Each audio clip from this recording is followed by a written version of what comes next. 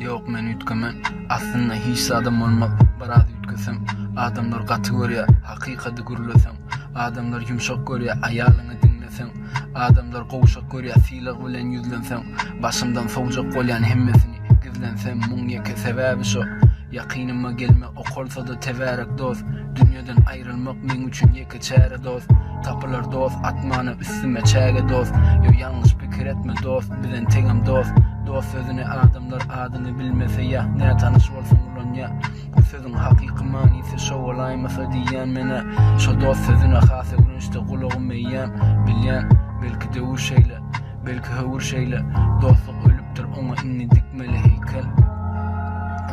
Dostluk nemeysem doğanlık demeysem. Menki yanlış neme diysem senki doğru neme diysem dolan yançak bize.